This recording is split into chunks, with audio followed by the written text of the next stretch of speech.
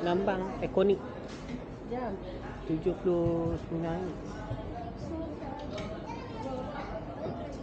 Gondola VIP RM79. RM80. RM80. Ini table tu.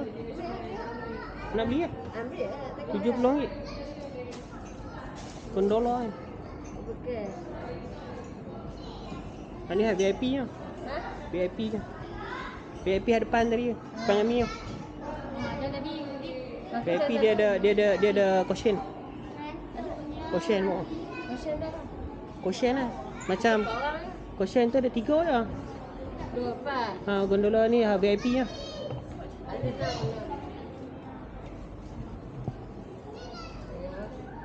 Ni jam tangan dapat sekali dengan tali. RM35 kan.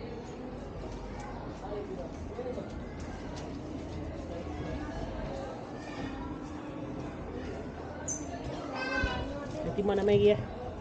Nak main lagi ya? Oh, dengan ni pula nanti mak dah biasa main lah. Mak tak boleh kuno lah. Nak but nak but. Ini pun goyang kau tapi dia Turun laju kan? bukan tak Laju sat lah. Tapi laju rasa macam tak naik itu dia beratus. Dia laju dengan tahap bunyi beratus gerugu kami. Bukan gelak. Dia langgak dekat Dia langgak dia nak lajak naik tu. dekat tiang tu lah. Dia sambung kat Tiang. tiang tu dia ni. Taklah goyang sangat. Kalau dia goyang tu, wah tengok kat atas. Tak ada bau. Bukan duduk belah ni. Belah ni? Motor kat belakang tu bawah tak ni sini. Depan dia tu terperit dia duduk dah ni, duduk dah ni. Mak Saleh duduk sana. Duduk sana duduk nampak tu dia turun tu tak apa. Abang semua awal dia kata kalau mu nak turun mak duduk belah ni. Jangan duduk belah sana. Belah sana nampak dia tengok tu. Nampak dia. Nak turun nak. Aku naik daripada belah sini duduk belah ni. Dia tengok belah ni. Dia naik ke atas. Kita sama lah. Dia turun.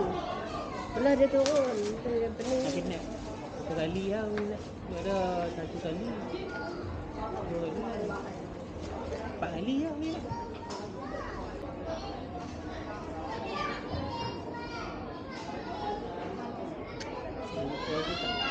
Ini jalan